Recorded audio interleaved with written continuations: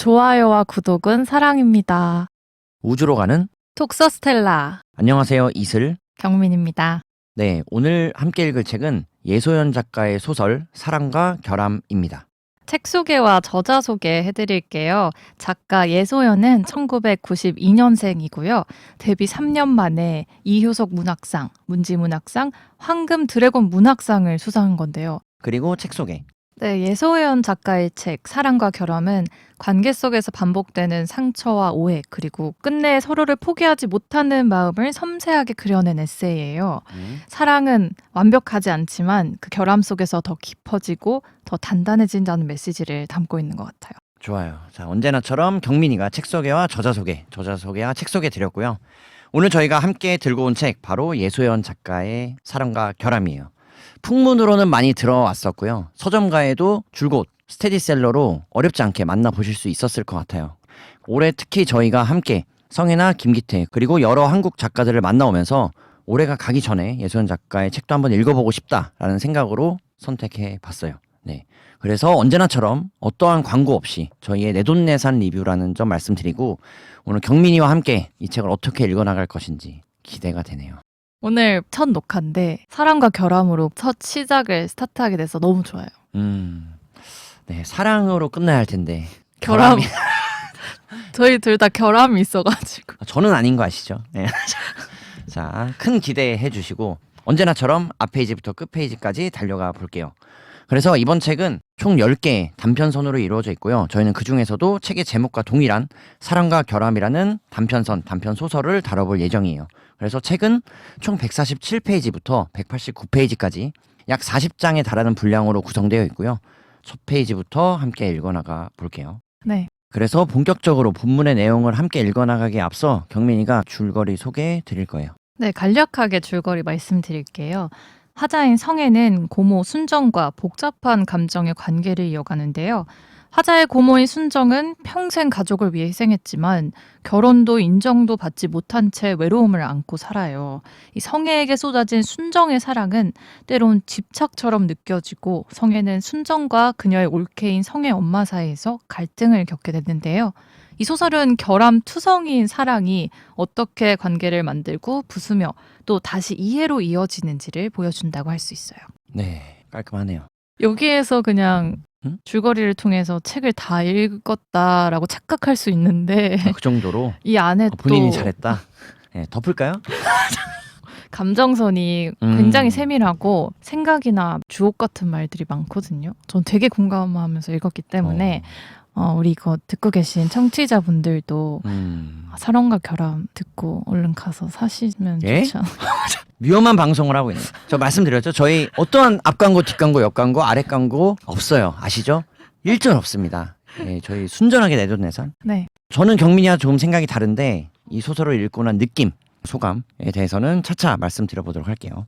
그래서 경민이가 말씀드린 것처럼 책은 주요 등장인물로 화자인 성애와 그녀의 고모인 순정 남자친구 대수. 까지의 이야기를 담고 있고요. 주로 성애와 순정 그리고 대수 간의 관계, 대화, 추억을 더듬어가는 거슬러 올라가는 과정을 풀어내고 있다고 보시면 좋을 것 같아요. 그래서 저희는 주로 화자인 성애의 관점에서 이야기를 전해드린다는 점 참고하시면 좋을 것 같아요. 네. 책의 149페이지. 잠을 많이 자면 머리가 이상해진다. 그런데 나는, 즉 성애는 그 이상해지는 느낌이 좋다. 고모가, 즉 순정이 나에게 한 말 중 유일하게 동의할 수 있는 말이었다. 해가 질 무렵부터 꾸벅꾸벅 졸다가 침대에 누워 다음날 오후가 될 때까지 자고 깨고를 반복했다. 그런 생활을 일주일간 지속하다가 멀뚱히 천장을 바라보며 천천히 고개를 끄덕거리고 말았던 것이다. 수긍. 나는 처음으로 고모의 말을 수긍했다. 잠을 오래 자다 보면 고즈넉하게 늙는 기분이 들었다. 남몰래 시간이 흘러가는 그 느낌이 치열하지 않아서 좋았다. 책의 첫 문장과 첫 문단이고요. 성애가 본인의 잠버릇 또는 습관을 말하면서 고모가 본인에게 해준 말을 인용한다는 것. 그래서 서서히 고모와의 관계를 풀어나갈 것이라는 걸 충분히 암시해 준다라고 또는 독자들에게 힌트를 주는 대목이라고 느낄 수 있었던 것 같아요. 잠을 오래 자다 보면 남몰래 시간이 흘러가는 그 느낌이 치열하지 않아서 좋았다. 이 부분이 공감이 됐어요. 저도 우울할 때 잠으로 피하는 스타일인데 주인공도 그렇네 하면서 많이 우울한가? 어떤 이야기가 펼쳐질까? 살짝 긴장하면서 이 첫 페이지를 읽었어요. 그치. 약간의 우울감이 있다고 볼 수도 있을 것 같아요. 차차 읽어나가면서 또 말씀드리겠지만 150페이지 생산적인 일. 전기장판을 꺼내 이불 밑에 깐다면 오늘 하루는 그것만으로 최고로 생산적인 하루가 될 것이었다. 저도 작은 일들이 제일 하기 귀찮더라고요.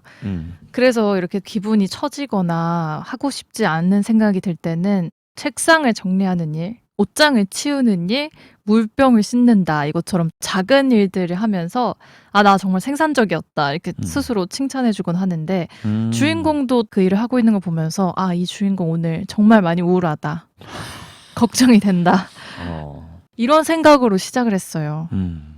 아, 칭찬을 좋아하는구나. 엄청 좋아하죠. 칭찬 안 좋아하는 사람이 어딨어요? 여러분 칭찬 좀 해주세요. 여러분 지금 급하게 칭찬을 필요로 합니다. 좋아요와 구독 부탁드립니다. 아, 좋아. 이건 제가 칭찬할게요.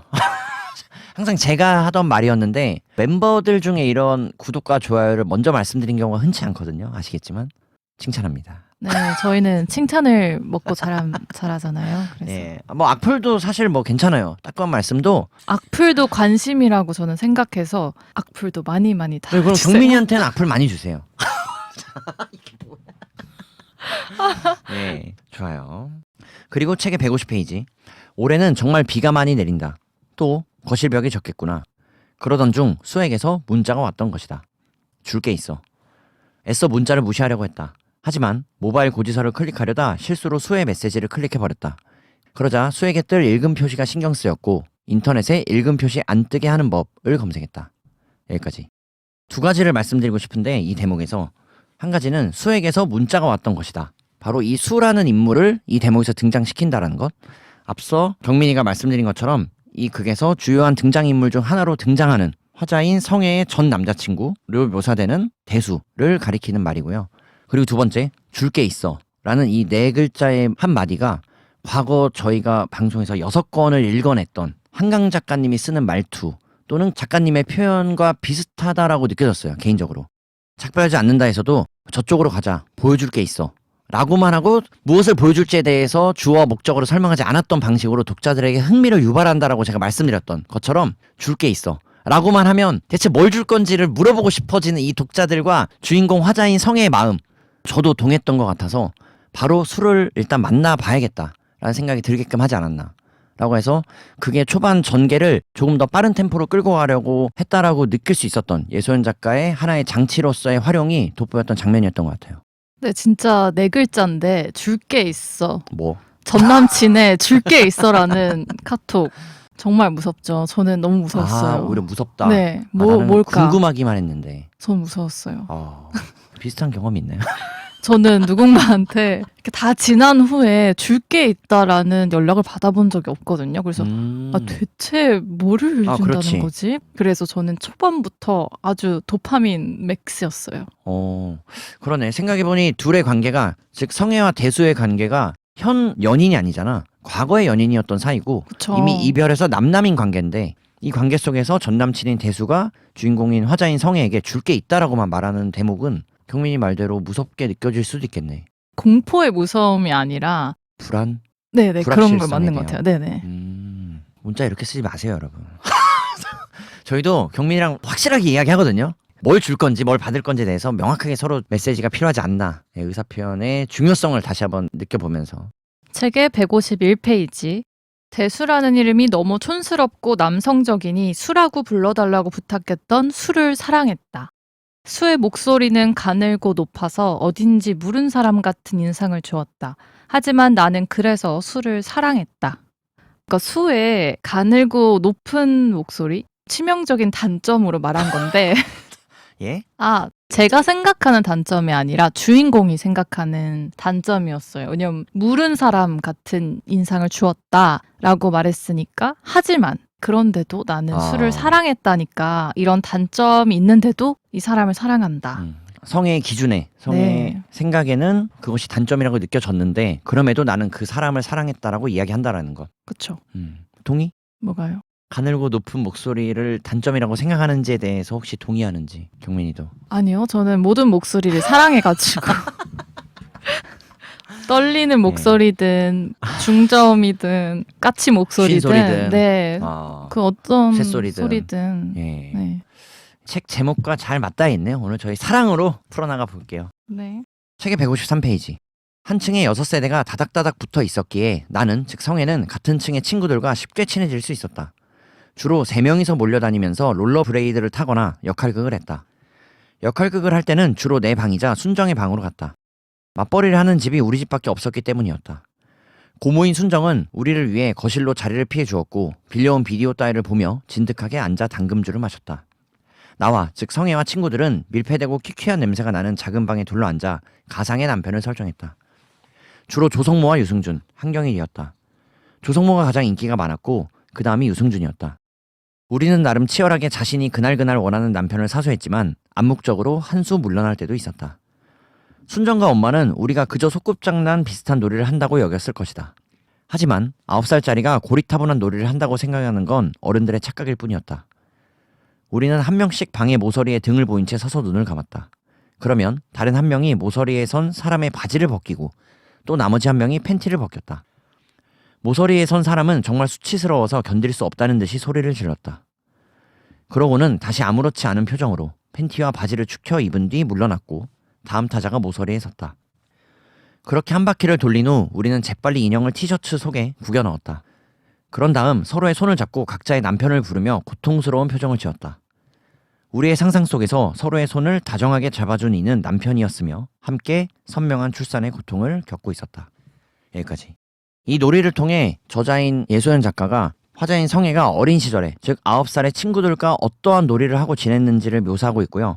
이 놀이를 하는 모습을 통해 글의 후반부에, 소설의 말미에 고모인 순정과 대립하는 또는 그녀와 감정이 골이 깊어지는 계기로, 트리거로 사용한다는 것을 미리 말씀드릴 수 있을 것 같아요. 그리고 개인적으로 충격받았던 건 9살의 3명의 소녀가 방에서 놀이를 한다라는 놀이의 수준이 제가 어린 시절에 했던 놀이와는 너무나도 큰 거리감을 느낄 수 있었던 것 같아서 사실 다소 충격적이었던 내용이라고 볼 수 있었고요.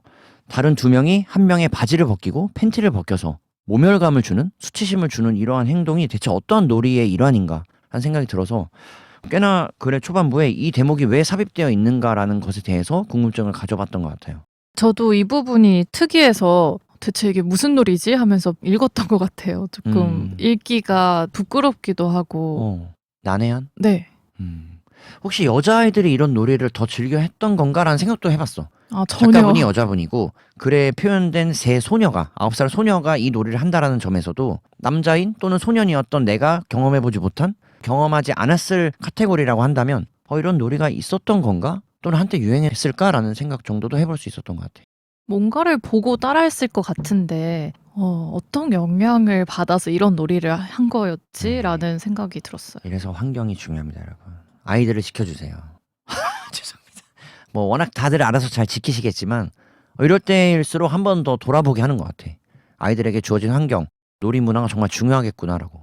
저는 사실 그 놀이를 한 것보다 뒤에 우리의 상상 속에서 서로의 손을 다정스레 잡아준 이는 남편이었으며 9살이. 네, 그 부분이 아이들이 어릴 때부터 이 남편에 대한 환상, 그리고 애들이 바라는 어떤 남편의 모습을 놀이로 표현한 건가? 아버지가 보여주지 못한 그 다정함을 놀이로 승화시킨 건가? 이런 의문을 갖기도 했어요. 155페이지. 그러는 너네 고모는 소박 맞았잖아. 그때 나는 소박의 의미를 이미 잘 알았다. 남편이 아내를 내치는 것. 저는 소박 맞다는 단어를 처음 들어봤거든요. 그래서 소박 맞다? 이게 뭐지? 어린 애들이 알 단어는 아닌데 놀이부터 이 대화 내용까지 많이 어둡다 이런 생각을 했어요. 소박 맞다라는 말을 곧잘 쓰진 않을 테니까 또 그러한 말들을 주고받는 것이 결국 그 가정 환경에 놓인 아이들에게까지 전해진다라는 건 대개 경우에서 일반적이진 않다라고 말해 볼 수 있겠죠.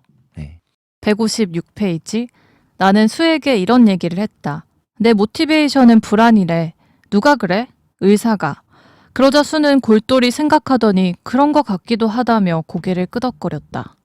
내 모티베이션은 불안. 저는 이 말이 너무 공감이 갔거든요. 왜냐면 저도 친구들이랑 얘기하면서 뭐 때문에 불안해 이런 얘기를 제일 많이 하는데 친구들이 오늘 녹음이 제일 불안해요. 편집해 주세요. 친구들이 그럴 때 불안해서 더 성장하는 거다, 괜찮다 이런 말을 많이 해줘가지고 친구분들이 혹시 노인분들인가요? 죄송합니다. 그리고 공감을 많이 해줘요. 친구들도 왜냐면 비슷한 환경에서 자랐으니까 서로 비교를 하게 되고 그 비교에서 오는 불안, 또 뒤처지지 않으려고 더 성장해 가려는 모습이 있거든요. 그래서 모티베이션이 불안이래, 이 말이 정말 멋있게 표현된 것 같아서 이 부분에 밑줄을 쫙쫙 쳤어요. 불안이다. 저는 오히려 불안하기 때문에 더 큰 기대를 가져볼 수도 있다. 그 불확실성이 주는 미래에 대한 기대감 같은 것들이라고 생각하고 꽤나 긍정적인 것 같아요. 이 말을 들었을 때 제가 들었던 생각이 스스로에게. 물론 누구나 불안하고 불확실성을 지닐 수밖에 없는 게 우리 인간이지만 그렇기 때문에 내일이 더 기대되는, 오늘 저녁 식사가 더 기대되는 뭐 이런 것들이 아닐까라고 생각해 보면서 여러분 너무 불안해하지 마시길. 근데 사실 의사가 순화해서 말해준 거기는 해요. 지금 이 주인공인 성애가 너무 많이 불안해하니까 성애님은 모티베이션이 불안이에요 라고 좋게 표현해 준 거긴 해서 정말 말 하나도 예쁘게 할 수 있다, 이 생각을 했어요. 그리고 책의 157페이지, 제가 앞서 묘사했던 주인공인 성애와 그의 친구들이 함께 집에서 했던 놀이에 대한 장치를 한 가지라고 본다면 예소연 작가가 또 하나의 장치로서 이 책에서 극을 이끌어가는 수단으로, 도구로 극적으로 활용했다고 느꼈던 소재가 바로 로봇 청소기였어요. 저희가 앞서 설명드린 것처럼 주인공인, 즉 화자인 성애는 전남친인 대수를 만나게 되고요. 그 장면을 말씀드려 볼게요. 조심스럽게 아랫부분을 받쳐 쇼핑백을 건네는 수는, 즉 대수는 꽤 긴장한 표정이었다. 나, 즉 성애 역시 아래를 받쳐 받아들었는데 묵직하고 단단하고 나름 커다란 곡선을 가진 무엇이었다. 왠지 모를 기대에 부풀었던 나는 쇼핑백 안을 확인하고 터져나오는 허탈한 웃음을 참지 못했다. 이걸 왜 나한테? 아니, 이게 왜 너한테? 물음표가 와다닥 머릿속에 떠올랐지만 쉽사리 말을 꺼낼 수 없었다. 수가, 즉 대수가 건넨 건 다름 아닌 로봇 청소기였다. 내가 갖고 있는 게 아닌 것 같아서. 대수는 그렇게 말하고 작게 기침을 한 뒤 맥주 한 병을 더 시켰다. 이게 왜 너한테 있어? 받았으니까. 화자인 성애가 말하길, 누구한테? 정말 물어보고 싶지 않았지만 물어보지 않고는 견딜 수 없었다. 스크래치가 잔뜩 나고 딱 봐도 연식이 오래된 것으로 보이는 그 로봇 청소기는 내가, 즉 성애가 고모인 순정에게 선물로 준 것이었다. 엄밀히 말해 선물이라기보다는 뇌물 공여에 가까웠지만. 대수가 말하길, 몇 번 만났어. 내가 금융 관련 문제를 해결해 드렸거든. 나는 수가 단순히 은행에 몇 번 동행하는 걸 가지고도 금융 관련 문제라고 이야기할 수 있는 사람이란 걸 알았다. 여기서 화가 나는 맥락은 내가, 즉 성애가 대수에 대해 모르는 게 있다거나 수가 고모를 감히 좋은 사람이라고 평가한다거나 하는 게 아니었다. 그 금융이라는 단어를 쓰기까지 주의 깊게 적합한 단어를 골라냈을 그의, 즉 대수의 세심함이었다. 여기까지. 자, 앞서 놀이에 대해서 묘사를 드렸던 것, 그리고 지금 등장시킨 로봇 청소기, 이 두 가지가 사랑과 결함에서 주축을 이룬다고 보시면 좋을 것 같고요. 이 두 가지의 소재를 통해서 그의 말미까지 어떻게 이 소설을 끌어올려 가는지, 그리고 매짐을 하는지에 대한 기대감을 충분히 가져봐도 좋으실 거다라고 말씀드릴 수 있을 것 같아요. 그래서 이 로봇 청소기는 화자인 성애의 전남친인 대수가 현재 시점에서 헤어진 연인인 성애에게 다시 되돌려주고 있지만, 실제 그 로봇 청소기는 화자인 성애가 과거에 본인의 고모인 순정에게 선물로 줬던 것이고, 본인의 고모인 순정에게 갔던 로봇 청소기가 대체 왜 전남친인 대수를 통해서 나에게 돌아오는지에 대한 의문을 가진다는 것에 대해서 이 소설의 말미에 다시 한번 등장시킬 이 로봇 청소기를 어떻게 풀어나갈지에 대해서 뒤에서 다시 한번 만나보도록 할게요. 이 로봇 청소기를 발견하기까지의 과정이 너무 웃겨요. 현대백화점 쇼핑백이었고 가장 최근에 출시된 친환경 디자인, 이걸 보면서 아, 정말 많은 생각을 하구나 성애가. 종이 가방 하나를 보고. 그래서 성애도 어쩌면 섬세한 사람이 아닐까라고 생각했는데, 중간에 맥주를 마시잖아요.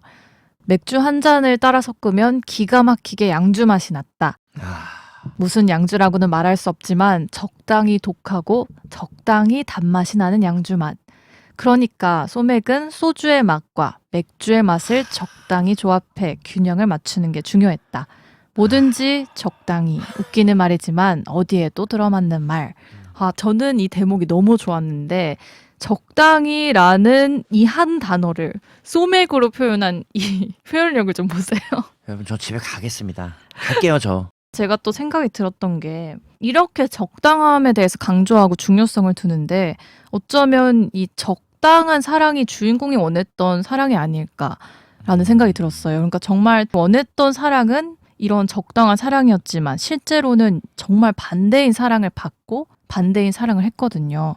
그래서 작가가 틈새에 이렇게 숨겨진 감정을 넣었다고 느꼈어요. 159페이지. 나는 그런 종류의 세심함을 대할 때마다 수가 정말 나에 대해 한치도 알려고 하지 않았다는 것을 깨달았다.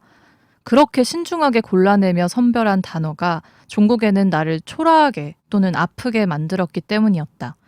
하지만 수는 선하고 다감한 사람이었다. 이렇게 수를 다정다감한 사람이다라고 설명을 했는데요. 이 표현에서 저는 나한테는 그런 섬세함이 없기 때문에 이 섬세한 단어 선택을 한 수 앞에서 본인이 초라하게 느끼고 한심하게 느끼는 것 같다는 생각이 들었어요. 일종의 자격지심이 아닌가라는 생각을 해봤고요. 상대의 세심함은 그의 장점인 거지 이걸 내가 가지지 못해서 내 스스로 초라해질 필요까지가 있나? 그리고 그런 세심함과 다정다감함을 가진 그가 상대가 나를 사랑해주고 좋아해준다라는 사실로서 충분히 만족할 수 있는 것이고 또 그런 사람이 나를 사랑하는 또 다른 나의 매력이 있겠지. 그가 가지지 못한 이라고 생각한다면 물론 헤어진 연인이기 때문에 이런 배 아픈 시선에서의 초라함을 느껴볼 수 있다라고도 일견 공감이 되기도 하지만 그럼에도 우리 화자인 성애가 말을 이어나가는 방식이나 생각하는 구조는 조금 더 여유로워졌으면 좋겠다라는 생각이 주고 들었던 것 같아요. 좀 더 여유로워도 좋지 않을까. 그래서 저는 이 부분이 성애의 결함이라고 생각해요. 성애가 갖고 있는 사랑의 결함. 대수는 사랑, 성애는 결함. 그러니까 각자가 결함을 갖고 있는데 대수의 이런 섬세함과 따뜻함에 대해서 질투를 느끼고 본인과 비교하고 나는 그런 게 없는데 라고 생각하게 되는 그 마음이 성애의 결함인 거죠. 160페이지. 수는 내가 불편해할 때 그 이유를 전혀 알지 못했고 그러다 보니 언제 어떨 때 불편해하는지를 몰라 늘 전전긍긍했다. 저는 이 부분을 보고 상대방이 다 받아주는 연애를 지금 하고 있구나 성애가 라고 생각을 했어요. 왜냐면 상대방이 내 눈치를 계속 봐주고 내 감정이 어떤지 확인해주면 나도 모르게 그거를 표현하게 되거든요. 그래서 저도 예전에 이런 사랑을 한 적이 있어서 정말 미안하고 예? 이게 정말 듣고 계시죠? 받을 때는 잘 몰라요. 이런 사랑을 받을 때는. 그래서 성애가 그만큼 배려 깊은 사랑을 받고 있다는 생각이 들었거든요. 근데 성애가 여태까지 그런 사랑을 받아본 적이 없어서 이 소중함을 느끼지 못하고 있는 게 아닐까라는 생각이 들었어요. 그래서 지금 경민이가 말씀드린 대목이 바로 예소연 작가가 쓴 이 소설 사랑과 결함이라는 제목과도 맞닿아 있다고 느꼈고요. 끊임없이 이 소설을 통해서 작가는 우리 독자들이 사랑이라는 것 그리고 사랑의 부족함, 결함, 한계, 관계, 서로의 상호작용에 대해서 끊임없이 질문하고 있지 않나라고 접근해 볼 수 있을 것 같아요. 그리고 책의 160페이지. 고모인 순정은 규리, 즉 화자인 성애의 친구인 규리가 말한 대로 늙음하게 애딸린 남자와 결혼을 한 뒤 1년도 지나지 않아 소방맞은 사람으로 소문이 나 있었다. 그런데 순정은 그 소문을 낸 당사자가 나의 엄마, 즉 미네라고 확신했다. 왜 그런 확신을 했는지는 아무도 알지 못했다. 고모인 순정은 이를 그만두고 몇 번 선을 보다가 소문대로 결혼과 이혼을 같은 해에 치른 후 몇 달 뒤 내 방에, 즉 성애의 방에 자기 짐을 부려놓았다. 그리고 고모부를 규철 아저씨라고 부르라고 해놓고선 나에게 이혼에 대해 이런 방구도 하지 않았다. 물론 엄마와 아버지도 그랬다. 사실 누구도 뭐라 하지 않았을 뿐 그때 고모인 순정은 모든 걸 놓아버린 사람처럼 굴었다. 술을 많이 먹었고 대다수 사람을 미워했다. 하지만 엄밀히 말해 적어도 나는, 즉 성애는 고모인 순정에 대해 그렇게 말할 수 없는 사람이었다. 누구보다 고모인 순정의 사랑을 흠뻑 받고 자란 아이였기 때문에. 여기까지. 소설에서 저는 그래도 두 인물을 꼽으라면, 그리고 가장 핵심이 되는 인물을 꼽으라면 대수보다는 사실 화자인 성애와 고모인 순정이라고 생각을 해봤는데요. 그렇다고 한다면 이 둘이 어떻게 서로를 아끼고 사랑하고 보다듬었는지, 품었는지에 대해서 이렇게 짧게나마 각자의 생각을 직간접적으로 엿볼 수 있는 대목을 읽을 때 너무 따뜻해졌던 것 같아요. 결국은 아무리 친구인 규리가 소방 맞다고 내 고모인 순정을 비난하거나 소위 가볍게 이야기한다고 한들 결국은 내 고모인 것이고 그 고모를 내가 함부로 말할 수 없는 이유는 바로 그 고모인 순정이 내게 사랑을 흠뻑 줬다라고 자기 스스로 인정할 만큼 말할 수 있기 때문에 떳떳이 말할 수 있다라는 점에서 얼마나 고모인 순정이 조카인, 즉 화자인 성애를 사랑했는지 사랑을 줬는지에 대해서 충분히 느껴볼 수 있었던 대목이 아닌가. 바로 사랑과 결함에서 사랑이다 사랑의 완성이다라고 말해볼 수 있을 것 같아요. 저는 여기서 사랑을 흠뻑 받고 자란 아이였기 때문에에서 조금의 위압감을 느꼈어요. 그렇기 때문에 아무것도 할 수 없는 이 어린 아이의 마음이 좀 느껴졌달까요? 음, 이 사랑을 받았기 때문에 이 사랑을 받은 책임감이 있다라는 느낌을 저는 받았어요. 뒤에 또 그게 다시 나오거든요. 저희가 언제나 말씀드리지만 소설, 특히 문학을 다루는 데 있어서는 저희 이슬이와 경민이와 이슬이의 개인적인 감정과 소감이기 때문에 다양한 의견이 나올 수 있다는 거 전제로 들어주시면 좋을 것 같고요. 저는 1도 공감할 수 없지만 여기서 위압감을 느꼈다고 하니까 어린아이가 흠뻑 받은 사랑은 사랑 그 자체로 봐야 하지 않을까라고 의견을 보태보도록 할게요. 161페이지. 세례를 받지 못한 사람은 영성체를 받을 수 없어. 나는 순정의 단호한 목소리에 입도 번긋하지 못했다. 순정은 그런 구석이 있었다. 어린이를 꼼짝 못하게 할 수 있는 절제된 위압감. 하지만 다음 미사 때부터 순정은 눈치를 좀 보다가 자기 입에 넣었던 영성체를 재빨리 꺼내 내 입에 넣어주었다. 눅눅해진 영성체는 한순간에 혀에 녹아들었다. 그렇게 순정은 미사 때마다 영성체를 자기 입에서 내 입으로 옮겨주었고 나는 잘도 받아먹었다. 나중에 천주교 신자인 친구에게 이 이야기를 들려주었는데 그제야 그 행위야말로 몹시 불경했다는 것을 알게 되었다. 아직도 그때 신부님이 읊은 구절이 기억난다. 너희는 모두 이것을 받아먹어라. 이는 너희를 위하여 내어줄 내 몸이다. 아멘. 천주교 신자 친구가 접니다. 제가 천주교 신자인데 저희가 태연이도 아가다 아시죠? 천주교 신자거든요. 경민이도 천주교더라고요. 이게 종교 방송이라고 또 누군가는 오해하실 수가 있어서 저희는 그런 색채 없는 거 아시죠? 저부터가 무교입니다. 제가 이게 얼마나 큰 행인지 누구보다도 잘. 알아서 너무 깜짝 놀랐어요. 어허. 마지막에 신부님이 읊은 구절 이 부분이 와닿았는데 순정이 거의 모든 걸 줬다고 저는 해석이 됐어요. 어미새가 아기새에게 주듯이. 네, 그래서 이렇게 무조건적인 사랑을 받은 성애는 순정을 쉽게 대하지 못하고 순종적인 사람이 될 수밖에 없었다라는 생각이 들었거든요. 그러니까 온전한 사랑을 받았다는 명목으로 무조건적인 순종을 강요받은 게 아니었을까. 그래서 주인공은 착한 아이가 됐어야 했다는 생각이 들었고 반항하면 안 되는 아이가 돼버렸다 이런 생각이 들어서 앞에 내용의 문장에서도 위압감이 느껴졌던 것 같아요. 여기에 제 생각을 보태보면 화자인 성애가 고아가 아니에요. 그래서 고모인 순정과만 자라는 게 아니라서 보호자가 순정만 있는 건 아니기 때문에 순정의 이런 일련의 행동들이 화자인 성애의 인격 형성, 가치관 형성에 전적으로 영향을 줬을 것이라는 생각은 들지 않고요.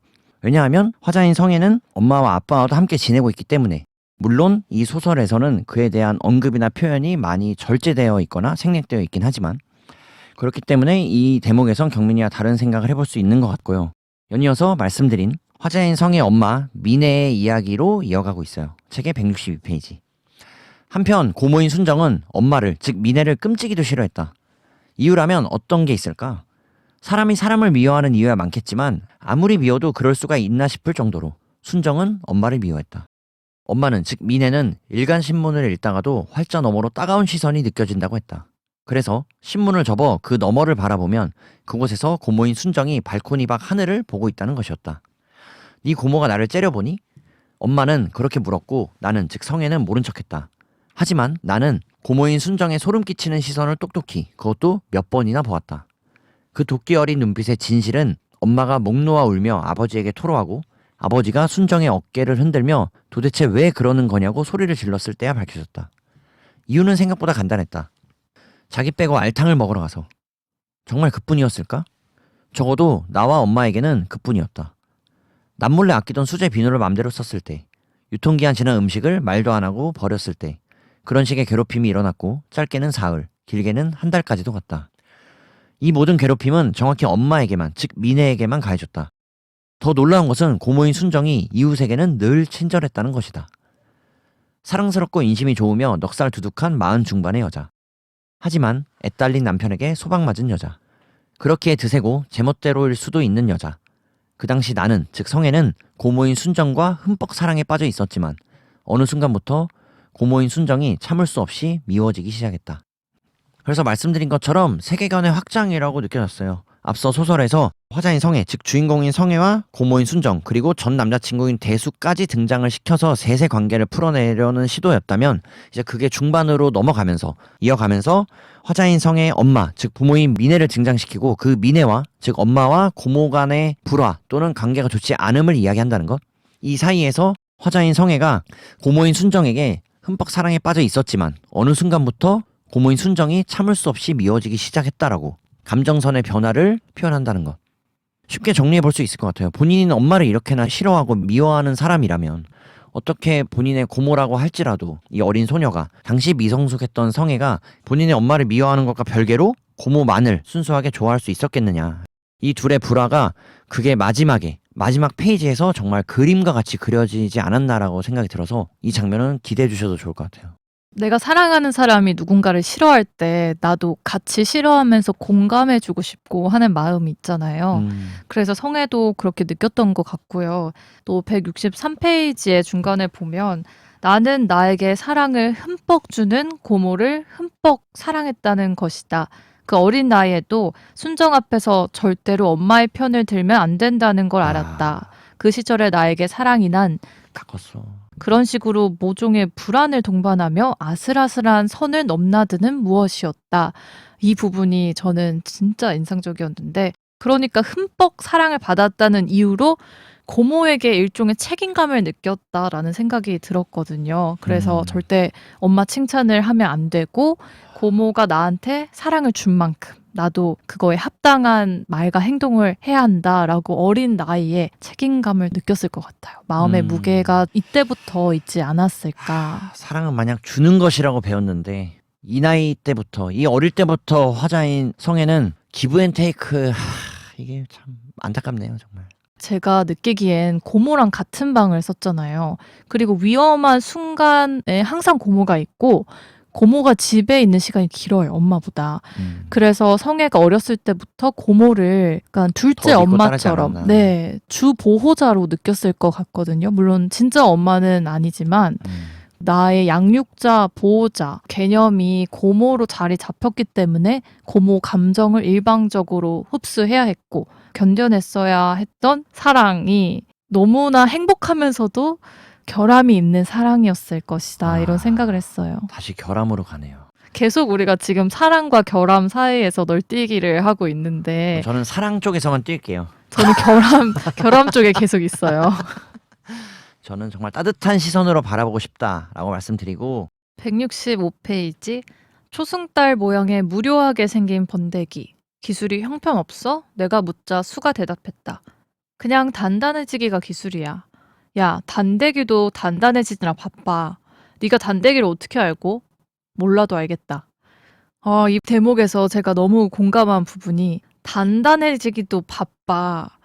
단단해지는 거 어려워하는 사람들이 있거든요. 그러니까 작은 것에서도 예민하고 민감한 사람들이 있는데 그 기술만으로도 충분하다. 주인공이 자신의 이야기를 하는 듯 했어요.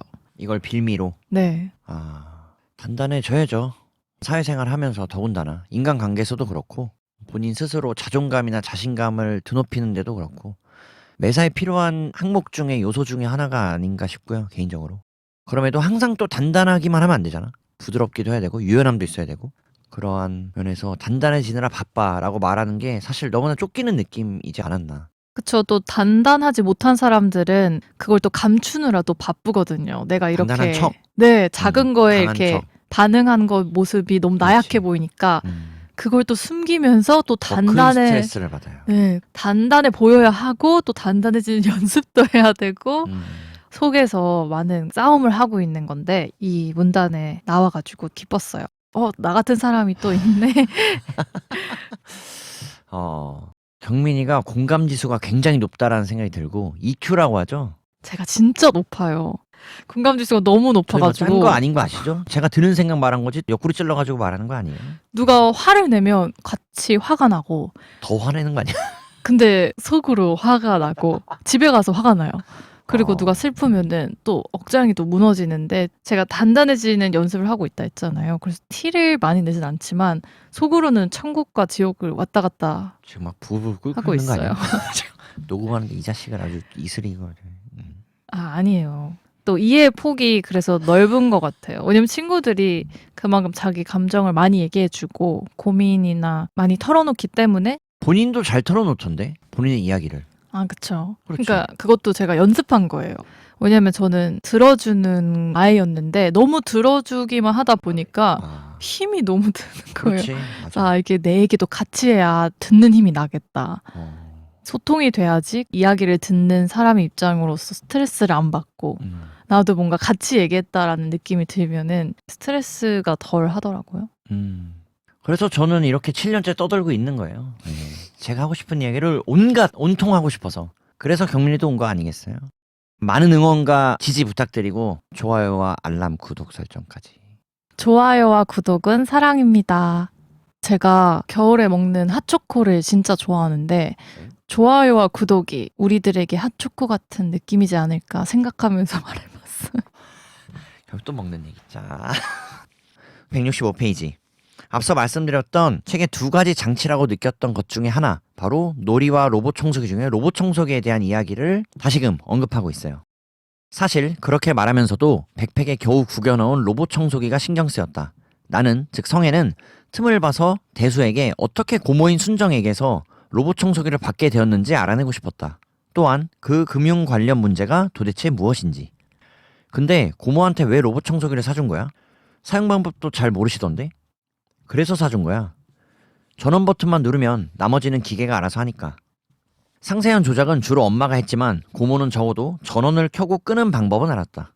로봇 청소기는 켜는 순간 먼지를 빨아들였고 끄는 순간 제 위치를 찾아 들어가 스스로 배터리를 충전했다. 엄마는, 즉 미네는 고모인 순정이 청소기를 곧잘 사용한다고 했다. 재차 로봇 청소기에 대한 설명과 표현, 언급을 하는 대목이고요.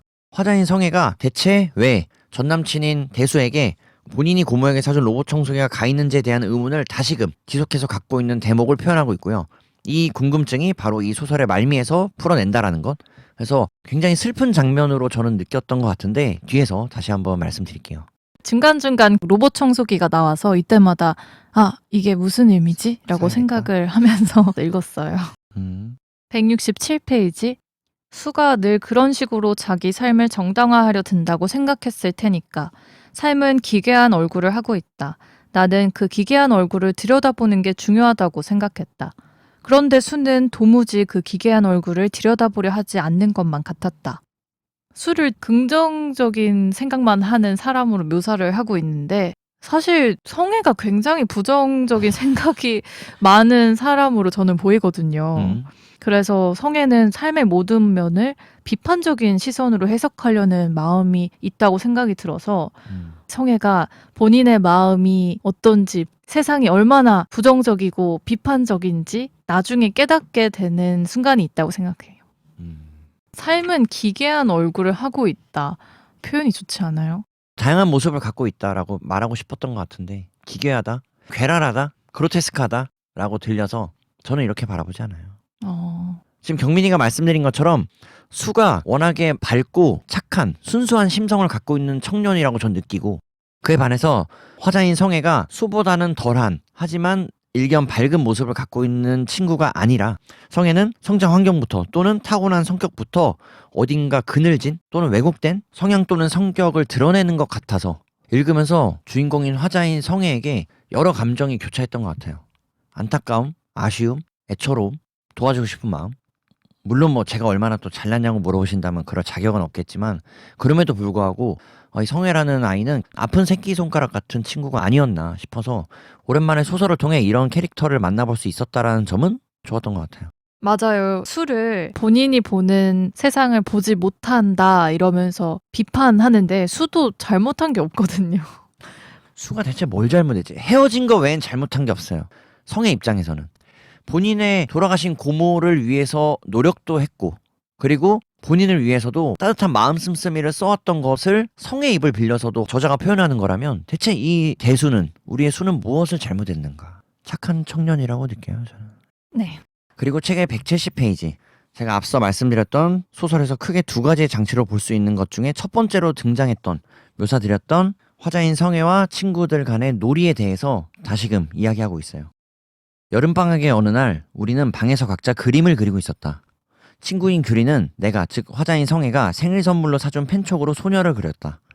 눈망울이 크고 속눈썹이 길었다. 내가 옆에서 슬쩍 보자 규리는 조심스레 겨드랑이에 털을 몇 가닥 그린 뒤 킬킬 웃었다. 그렇게 그림 그리기 놀이도 지겨워질 무렵 친구인 규리에게 재미있는 놀이를 하나 하자고 제안했다. 나는 신발장을 열고 그 안에 있던 공구 박스를 한참 뒤져 규리에게 선보일 물건을 꺼냈다. 그리고 화장실 안에 서서 규리를 불렀다. 규리는 어쩐지 들어오기를 망설였다. 벌써 규리는 겁을 잔뜩 집어먹고 있었다. 생각해보면 규리는 유독 예민한 아이였던 것 같다. 이미 일어난 일과 앞으로 일어날 일 사이에 묘한 긴장감을 빠르게 알아차리는 아이. 훗날 문득 규리가 떠오를 때면 나는 규리의 부모가 과연 어떤 사람이었을지를 생각해보았다. 화장실 불을 끈 뒤 문을 닫았다. 공구 박스에서 꺼내온 커다란 양초에 라이터로 불을 밝혔다. 어두운 화장실에 연한 불빛이 일렁였고 거울 너머로 희미하게 나와 규리의 얼굴이 비쳤다. 나는 일부러 규리가 나가지 못하게 문 쪽을 막아섰다. 규리가 밤에도 불을 끄고 자지 못한다는 건 이미 알고 있었다. 우리는 비밀이랍시고 서로에게 그런 것들을 잘도 털어놓았으니까. 화자인 성애가 말하길 너 달리기라는 노래 알아? 알지. 그 노래가 실화래. 실화? 응. 그래서 어둠 속에서 촛불을 켠 채로 그 노래를 한 곡 다 부르면 실제 그 노래의 주인공이 거울에 등장한대. 죽었어? 나는 비장하게 고개를 끄덕였다. 달리기라는 노래는 사실 자살에 관한 노래야. 나는 자살이라는 단어를 최대한 속삭이듯 말했다. 친구인 규리는 내 말이 끝남과 동시에 화장실 문고리를 돌리려고 했지만 나는 온몸으로 친구인 규리를 막아내며 노래를 부르기 시작했다. 점점 규리의 반응이 격렬해졌다. 나는 규리가 비명을 질러대면 질러댈수록 절대 물러나고 싶지 않은 기분이 들었다. 규리는 귀신 들린 사람처럼 소리를 지르며 나에게 달려들었다. 그 바람에 들고 있던 초가 쓰러졌고 고여있던 촛농이 규리 쪽으로 쏟아졌다. 그때 화장실 문이 벌컥 열리고 흰빛이 새어 들어왔다. 나는 순간적으로 눈이 부셔서 눈을 찡그렸고 무의식적으로 손차양을 만들었다. 그곳에는 순정이 있었다. 고모인 순정은 놀란 눈으로 나와 규리를 번갈아 봤고 혼절할 듯 울어대는 규리가 입은 티셔츠 한쪽을 어깨 아래까지 내렸다. 촛농은 규리의 목과 어깨를 타고 쇄골 근처까지 흘러 있었다. 순정은 호흡이 가쁜 규리의 등을 멍하니 쓸어주다가 내 뺨을 강하게 내려쳤다. 나는 나를 포함한 모든 세계가 진동하는 것을 느꼈다. 책의 초반부에 말씀드렸던 놀이와 함께 두 가지의 놀이가 이렇게 소개가 되는데요. 경민이와 저와 경민이가 말씀드렸던 것처럼 주인공인, 즉 화자인 성애가 어떠한 가치관과 캐릭터, 인격을 형성하고 있는지에 대해서 여실히 드러내는 장면 중 하나라고 볼 수 있었던 것 같고요. 일반적인 놀이의 형태가 아니다 라고 저희가 앞서 3명의 친구 중에 1명의 친구를 타겟해서 바지와 팬티를 내리게 하고 그 친구에게 수치심을, 그 대상에게 수치심을 주게끔 하는 놀이 못지않게 이 놀이조차도 화장실에서 불을 끄고 공포감을 느낄 수 있는 규리에게, 친구에게 자살을 연상시키면서 심리적으로 극도의 공포와 불안을 안기는, 사실 괴롭힘에 가까운 이런 모습을 보면서 순간 고모인 순정의 등장이 다행이라고 느껴졌던 것과 동시에 성애가 벌을 받아야겠다, 이 녀석. 읽으면서 사실 마음이 편치 않았던 장면이었다고 지금도 기억에 남고, 바로 이러한 성애의 성격과 모습들이 켜켜이 쌓여서 이 소설 전체를 관통하는, 전체적인 우울감과 불안을 나타내는, 또는 결함이라고 표현할 수 있을 법한 단어로 관통하는 것 같아서, 연결되는 것 같아서 앞서 경민이가 말했던 대목들에 대해서도 함께 생각해 주시면 좋을 것 같아요. 성애가 이렇게 규리에게 공포감을 주면서 우울함 그리고 자살에 대한 감정까지 알려줬던 이 시간이 성애에게는 익숙했던 감정이니까 이 놀이가 재밌는 거예요. 저는 그런 생각이 들었거든요. 그래서 이걸 재밌는 놀이 할래라고 하면서 촌농이 규리의 목과 어깨를 타고 쇄골 근처까지 흘러 있었는데도 성애는 이거에 대해서 어떤 감정을 느꼈다라는 표현이 없어요. 그래서 이 어린 아이가 갖고 있는 이 우울의 폭이 범상치 않다고 저는 느꼈습니다. 그런데 순정이 이걸 발견하고 뺨을 때리잖아요. 뺨을 맞은 이후로 성애가 나는 나를 포함한 모든 세계가 진동하는 것을 느꼈다. 골이 울렸다. 이게 무슨 뜻이냐면 순정에 대한 무조건적인 사랑에 대한 신뢰가 있었다고 해석이 됐어요, 저는. 그런데 뺨을 맞음으로써 그 세계가 진동을 한 거죠. 그러니까 엄청난 충격을 받은 만큼 무한한 신뢰와 사랑으로 순정과 엮여 있다는 생각이 들었어요. 저는 재밌는 놀이를 하자라고 제안했던 게 소위 우리 학창시절 때 괴롭힘을 하는 가해 학생들이 곧잘 피해 학생들을 꼬드겨내는 방법 중에 하나라고 들렸던 것 같고, 규리를 괴롭히고 친구에 난처해하는 곤란해하는 모습을 보면서 본인이 희열과 즐거움을 느낄 거라는 그 기대로 인해 재밌는 놀이라고 표현하지 않았나라는 생각이 들어서 교활하고 악랄하다라고까지 생각이 들었던 것 같아요. 근데 또 안타까운 마음도 저는 들었어요. 저도 왜냐하면 안타까워요. 성애한테는 이게 재밌는 거잖아요. 음. 근데 이 나이 때는 놀이터에서 뛰어놀고 꽃 보고 웃고 길에서 똥을 싸도 즐거워요. 숨바꼭질하고 9살이잖아요. 웃고 까르르 까르르 하기 9살 여러분들. 모자른 나이인데 이때 이렇게 깜깜한 화장실에서 문을 잠그고 촌농을 키면서 녹여가면서. 아 이게 이 나이 때 할 수 있는 놀이인가? 저는 지금 제 나이 해도 이걸 못 하겠는데. 지금 몇 살에 이런 놀이를 해야 되나라는 생각을 해보면서 이런 놀이 하지 않으시기를 바라고 혹시라도 놀이가 아니죠. 이미 놀이라는 표현도 걸맞지 않다라는 생각이 드네요. 저희가 이야기를 나누면서도. 그래서 상당히 인상 깊은 대목으로 읽어볼 수 있었던 장면인 것 같아서 말씀드려볼게요. 176페이지. 그렇게 기도와 복용을 마치고 나면 이불을 깔고 자리에 누웠다. 약을 먹은 순정의 눈은 흐리멍덩했다. 고개를 돌리는 것도 끄덕이는 것도 손을 드는 것도 아주 천천히 했다. 나는 몽롱한 순정이 이불을 목 끝까지 올려 덮으면 모든 의식이 끝난 것처럼 불을 끄고 자리에 누웠다. 하지만 불을 끈 뒤 진짜 마지막 의식이 남아있었다. 성애야, 응, 미네가 좋아, 내가 좋아? 순정고모, 상남이가 좋아, 내가 좋아? 순정고모, 규리가 좋아, 내가 좋아? 순정고모, 내가 콱 죽어버리면 어떡할래? 안 돼! 물에 빠져서 고통스럽게 죽으면? 그러지 마. 오토바이에 치여서 온 뼈마디가 부러진 채로 죽으면? 나는 울기 시작했다. 순정은 그런 질문을 나른한 목소리로 끊임없이 해댔고 내가 울면 그제야 질문을 멈췄다. 그 다음 팔로 내 얼굴을 감싸며 속삭였다. 그러니까 고모가 만약 아프면 꼭 보살펴줘. 나는 힘차게 고개를 끄덕였고 그제야 우리는 잠에 빠져들 준비를 했다. 이게 바뀌었어요. 성애가 물어봐야 할 질문을 고모가 하고 있고 맞아. 고모가 해줘야 할 위로를 성애가 하고 있다고 생각이 들어서 전 너무나 깜짝 놀랐습니다. 오히려 좋았어. 그래서. 전 너무나 깜짝 놀랐어요. 음. 왜냐면 제가 어릴 때 이런 질문을 엄마한테 했거든요. 엄마 내가 이렇게 못생겨도 나 좋아할 거야? 예? 내가 이렇게 못생기면 이런 질문을 한 게 조건부로. 네, 기억이 나는데 자꾸 사랑을 확인하려고 하는 과정이거든요. 근데 질문들이 너무 슬퍼요. 뭐 죽으면, 아프면, 보살펴줘. 이 어른을 돌봐주고 달래줘야 했던 성애. 이 질문이 매일 반복됐다 했잖아요. 어린 나이에 느낀 불안이 얼마나 컸을까. 특히 잠들기 전에 사랑해, 잘 자, 이런 말을 해줘도 모자른데 너무나 불안감을 느끼면서 마지막에 잠들었던 이 과정이 와, 이걸 어떻게 견뎠을까라는 생각이 들었어요. 저한테는 충격적이었던 부분이었어요. 저는 그래서 오히려 다행이지 않나라는 생각이 들었고 순정이 극 중에서 다른 친척들이 순정의 장례식에서 그녀를 지칭하기를 자살했지 않았나라고 의심하는 대목도 있거든요. 그래서 그만큼이나 자살을 의심받을 정도로 정신 상태가 불안하거나 본인 스스로를 온전히 지켜내지 못하고 있다라고 누군가에게 비춰졌을 고모인 순정을 생각해보면 이런 대화를 통해서 그래도 이렇게라도 대화할 상대인 화자인 성애가 있어서 전 너무나 다행이다라는 생각이 들었고 서로가 서로를 지탱해주는, 지켜주는, 품어주는, 안아줄 수 있는 대상으로서 위안감과 안도감을 느낄 수 있더라는 게 바로 경민이가 읽어준 그 다음 대목이 순정은 순식간에 잠이 들었다라는 그 한 줄에서 그래도 우리 고모인 순정이 이 세상을 살아가는 데 있어서 든든한 버팀목으로 우리 화자인 성애를 느끼고 의지하지 않았나라는 생각이 들어서 전 좋았던 것 같아요 오히려. 근데 이제 보면은 고모가 항상 먼저 잠에 들잖아요. 그렇게 고통스러운 질문을 하고 몸부림치다가 잠든 고모를 보면서 성의 마음이 어땠을까? 분명 편하지는 않았을 것 같거든요. 그래서 성애란 도대체 어떤 삶을 버티고 살아오면 어른이 됐을까? 분명 우리가 놓친 시간들과 이야기들이 많을 텐데 좀 걱정이 됐습니다.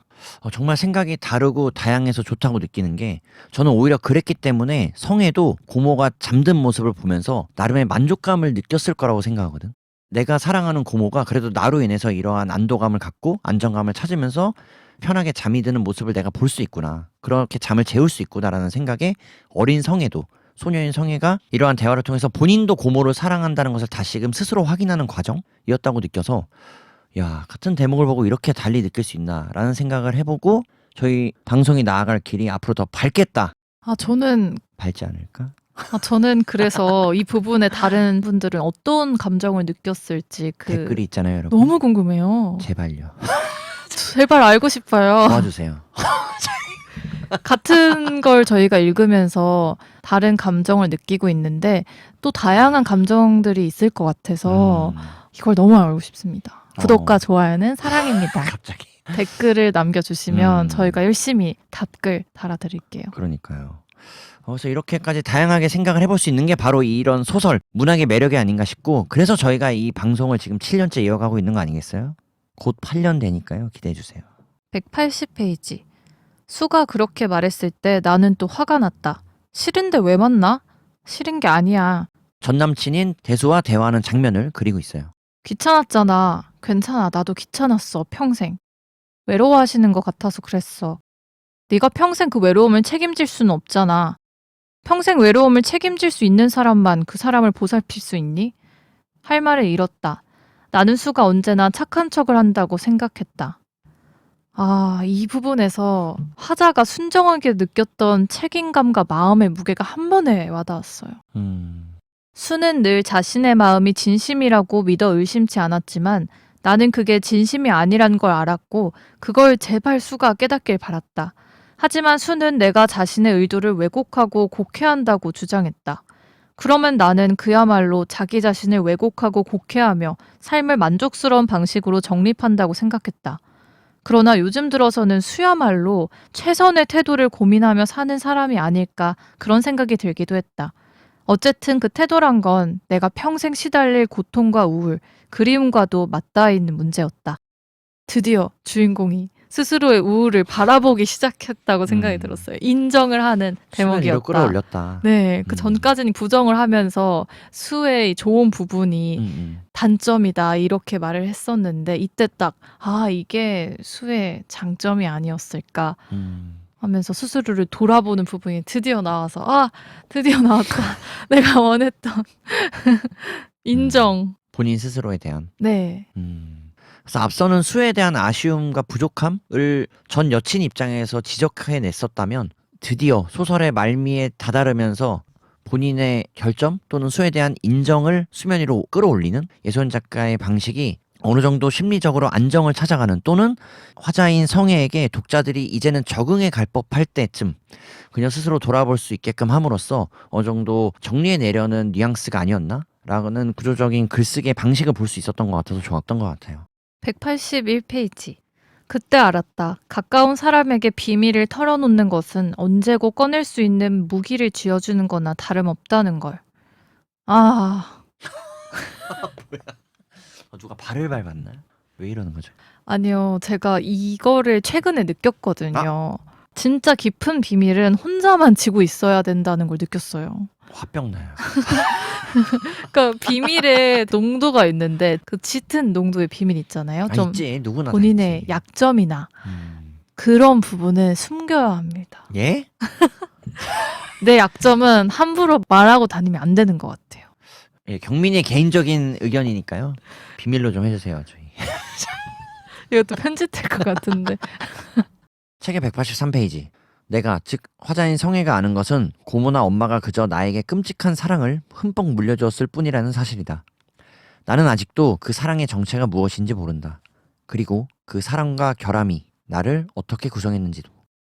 나는 실제로 고등학교 때 정신병이 유전되었을까봐 몹시 두려워했으며 내가 이상한 상태가 아니라는 걸 확인하기 위해 친구들의 상태에 대해 끊임없이 물었다. 그러면서도 정신과는 절대 가지 않았다.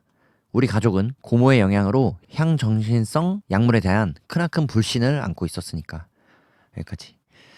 이 소설의 제목과도 같은 사랑과 결함이라는 표현이 이 책에서 단 한 번, 바로 이 대목에서 183페이지에서 엄마와 고모가 내게, 즉 화자인 성애에게 쏟아낸 사랑, 흠뻑 물려졌던 사랑에 대한 표현을 함에 있어서 이 사랑과 결함이라는 단어로서 묶어냈다는 것, 바로 이 소설의 가장 핵심이 되는 내용과 문장 중 하나가 아닐까 싶고요. 결국 우리의 주인공인 성애는 우리 독자들이 보기에 또는 누군가가 느끼기에 성격적으로 부족한 또는 그늘진 또는 어두운 단면을 가졌다고 할 수도 있겠으나 주인공인 성애가 스스로 말하기를 돌아봄에 있어 엄마와 고모가 본인에게 사랑을 흠뻑 물려주었다는 것뿐이라는 것이라고 말한다는 게 저는 굉장히 행복한 유년 시절, 소녀 시절 그리고 인생을 보냈겠구나라는 생각을 해볼 수 있었던 것 같아요. 이 대목에서만큼은. 본인 스스로 그렇게 느낀다는데 옆에서 어떠한 이야기를 늘어놓는다고 하더라도 정말 많은 사랑을 받았겠구나라는 생각이 들어서 보다 따뜻하게, 그러니까 이전의 분위기와는 많이 다른 양상으로 소설이 나아간다라고 느껴져서 아 정말 이제 이 소설이 마무리되겠구나, 마무리되는 게 아닌가라는 생각을 해봤던 것 같아요. 네, 저도 이 부분이 화자가 가장 담담하게 이야기하는 본인의 얘기라고 생각했거든요. 고모와 엄마 모두에게 사랑을 받았지만 그 사랑 또한 완벽할 수 없었고 또 화자가 그 사랑으로 받은 책임감이나 아픔이 꽤나 크고 근데 그 상처 또한 사랑이었다. 반창고 같은 사랑이 아니었을까 생각했어요. 사랑이다. 모나고 조금 부족하지만 완벽한 사랑이 어디 있어요. 아무도 알려주지 않잖아요, 정답을. 그래서 이렇게 모나고 부족한 부분이 많은 사랑이지만 화자는 이 사랑도 받아들이고 있다.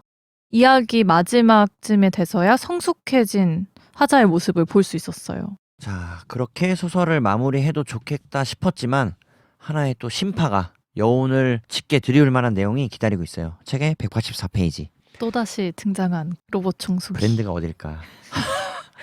소설에서 크게는 두 가지 장치라고 말씀을 드렸던 것 같고요. 하나는 바로 놀이, 두 가지의 형태로 소개드렸고 이 로봇 청소기에 대한 대단원의 막을 내리는 언급이 기다리고 있어요. 로봇 청소기 고맙다. 안 그래도 지금 집이 난장판이거든.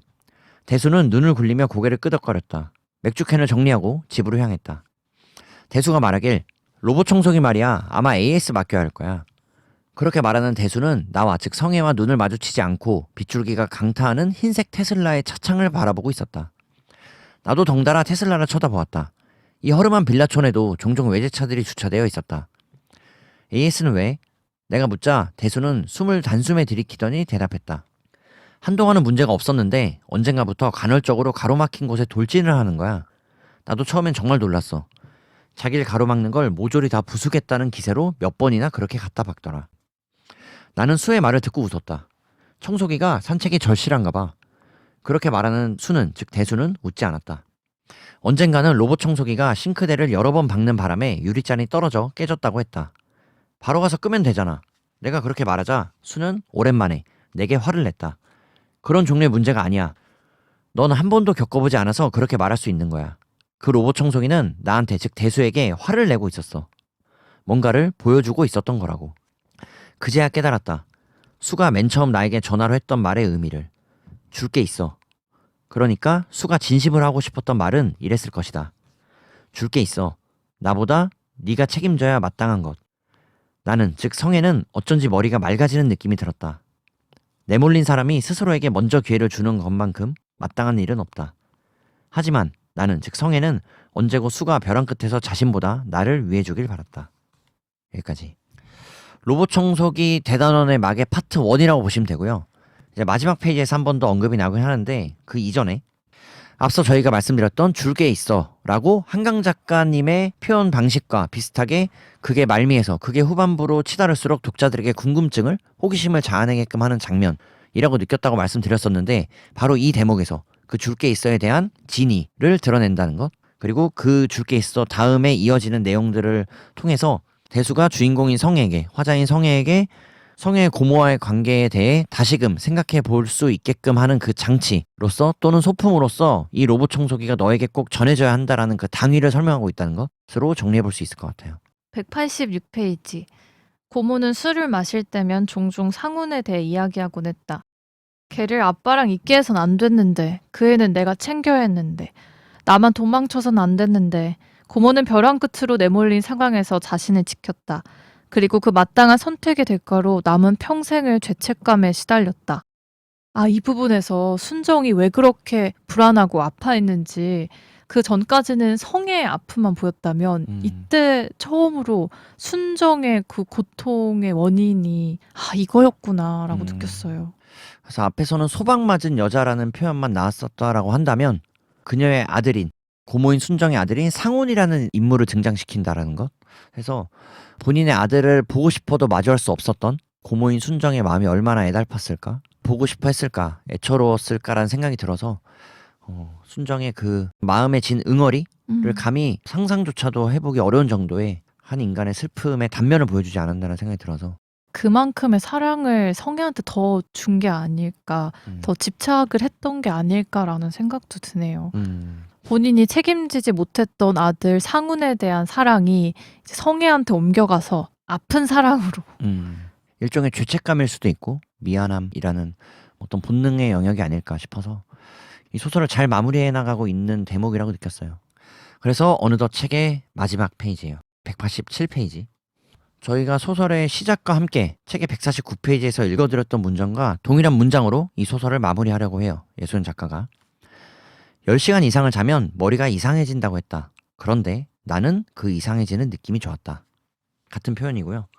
잠들려는 그 순간 저 멀리서부터 쿵 쿵쿵 벽을 찢는 소리가 들려왔다. 나는 즉 화자인 성애는 비로소 이 순간이 잠이 드는 바로 그 순간이라는 걸 알아차렸다. 희미한 정신으로 눈을 떴을 때 고모인 순정의 로봇 청소기가 빈 벽에 제 몸을 부술듯이 쳐박고 있었다. 그것은 정말이지 전원을 켜고 끄는 문제가 아니었다. 나는 즉 화자인 성애는 어쩔 줄 몰라 하다가 달려가서 끝내 전원을 끄지도 못하고 청소기를 끌어안았다. 작은 바퀴들이 헛돌고 헛돌았다. 암이 재발하고 나서 고모는 빠르게 힘을 잃어갔다. 비쩍 말랐고 입냄새가 심하게 났다. 병원에 입원한 호로는 오롯이 누워만 있었다. 모든 힘을 소진한 사람처럼. 임종을 앞두고 고모는 숨쉬는 것조차 힘에 부치는지 한마디도 하지 않았다. 그러다 아버지도 나도 아닌 엄마를 즉 미네를 아주 오랫동안 빤히 바라보았다. 그리고 간신히 신음처럼 말을 뱉었다. 미네야. 그런 다음 눈을 감았다. 우리 중 아무도 눈물을 흘리지 않았다. 다만 나는 즉 성애는 그 순간 우리 가족이 가진 축축하고 퀴퀴한 기억들이 전부 엉켜버렸다고 생각했다. 엄마인 미네가 이렇게 말했기 때문이다. 저도요. 소설이 마무리가 돼요. 네. 이 저도요에서 순정이 남긴 마지막 감정이 무엇이었을지 3단계의 변화가 왔었거든요. 처음에 읽었을 때는 사랑해인 줄 알았어요. 근데 다시 생각해보니까 고마워인 것 같고 마지막으로 생각해봤을 땐 미안해였던 것 같아요. 셋 중에 어떤 거라고 생각하시나요? 사랑해, 미안해, 고마워. 네. 기분과 상황에 따라 다를 것 같아. 아마 이 책을 어떤 시기와 순간과 장소에서 읽으시냐에 따라서 독자분들에 따라 다를 것 같고 지금 경민이가 말씀드린 것처럼 이 세 가지가 동시에 떠오를 수도 있고 저 같은 경우는 처음에 이 소설을 읽었을 때 접했을 때는 미안해였던 것 같아요. 끝끝내. 그러나 고모인 순정의 성격을 보면 사실 미안하단 말을 쉽사리 할 만한 캐릭터는 아니라고 느꼈거든요. 그래서 지금 이 소설을 마무리하는 시점에서는 저는 그래도 사랑해라고 말하고 싶지 않았을까? 라는 생각이 들고 고모인 순정이 엄마인 미나를 그렇게 미워했음에도 불구하고 마지막 가는 장면에서는 삶을 다하는 그 순간에는 그래도 사랑해라고 말하고 싶다고 예소연 작가가 말하고 싶지 않았을까라는 생각이 들어서 이 소설의 제목을 사랑과 결함이라고 사랑하지만 그 사랑을 마무리 짓지 못하는 미처 다 완수하지 못한 미완의 이야기로 남겼다는 게 저는 결함으로 완성 지으려고 했다고 느꼈어요. 네, 어쩌면 고모도 엄마에 대한 사랑을 결함 있게 표현을 해서 그 미움으로 또 번졌던 게 아닐까. 그리고 마지막에 그마저도 사랑이었는데. 네, 그리고 마지막에 가서야 그걸 사랑해라고 표현할 수 있게 된 게 아닐까 생각도 들어요. 그리고 저는 앞서도 거듭해서 말씀드렸던 것처럼 로봇 청소기 마지막 페이지에도 여실히 등장하고요. 특히나 우리 주인공인 성애가 고모의 유품이라고 볼 수 있을 이 로봇 청소기 본인이 사줬던 빈벽에 제 몸을 부술듯이 쳐박고 있었던 이 로봇 청소기가 어쩐지 고모와 닮아 있다라는 느낌을 저는 받을 수 있었던 것 같고요. 그래서 그 고모와 닮아 있었던 로봇 청소기가 벽을 찢는 소리를 내면서 혼자 돌진하는 모습을 봤을 때 성애가 어쩔 줄 몰라 하다가 달려가서 끝내 전원을 미처 끄지도 못하고 청소기를 끌어안았고 그 끌어안은 청소기에 작은 바퀴들이 헛돌고 헛도는 모습을 독자들에게 보였을 때 저는 이 소설을 읽었을 때 감정이 최대치로 끌어올려졌던 것 같아요. 슬픔의 정점이었다고 느끼고 이 정말 모터가 혹은 로봇 청소기의 바퀴가 헛도는 그 소리만 공허하게 울렸을 그 집에서의 모습과 이 청소기를 혼자 끌어안고 있을 이 성의 모습이 그려지면서 상상이 되면서 이 고모가 간 큰 빈자리를 오롯이 느껴야만 했던, 받아들여야만 하는 성애의 모습에서 또 감정이 제가 올라오는 게 너무 밉네요. 목이 또 잠기는 게 너무 싫어 지금. 이걸 읽으면서도. 그만큼 저희 경민이와 제가 이 소설을 읽으면서 또 진심으로 감정이 동하고 있다라는 데서 저희가 일견 성애와 고모인 순정의 성격적으로의 어떤 결핍 또는 부족함 또는 아쉬움이라고 표현했던 단면들이 있었지만, 그럼에도 이들은 정말 서로를 너무나 사랑했고, 그 사랑으로 인해서 저희가 이 소설을 읽어냄에 있어서 이렇게까지 또 감정이 몰입되게끔 만들었다라는 게 너무나 좋았던 것 같아요. 예. 맞아요. 또 고모가 앞에서 수면제를 먹고 막 헤맬 때 아프면 꼭 보살펴줘 이렇게 말했잖아요. 근데 정말 마지막에 아프게 됐고, 그거를 성애가 로봇 청소기를 고모라고 생각하면서 꼭 끌어안았던 부분이 마지막까지 보살펴 주고자 했던 그 마음. 정말 오빠 말처럼 서로에 대한 사랑이 결함이 많았지만 깊었다라고, 저도 마지막은 이제 오빠의 의견에 공감을 할 수 있게 바뀌게 된 것 같아요. 그러니까 읽으면서 저희도 계속 생각과 감정이 변하니까 또 동하기도 하고, 그래서 전 지금 경민이가 말했던 그 결함이라고 우리가 이들에게 말할 수 있었던 또는 바라볼 수 있는 그 감정조차도 이 둘에게는 정작 결함도 아니었지 않았을까라는 생각도 들어요. 정말 그 자체로 다 사랑이다.